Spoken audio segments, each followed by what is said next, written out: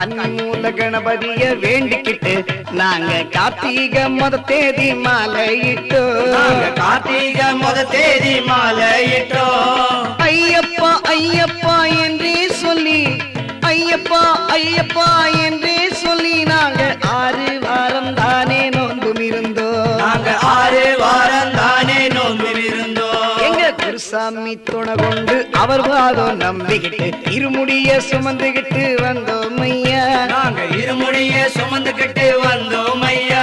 எங்க குருசாமி துணை கொண்டு அவர் பாதம் நம்பிக்கிட்டு இருமுடிய சுமந்துகிட்டு வந்தோம் ஐயா.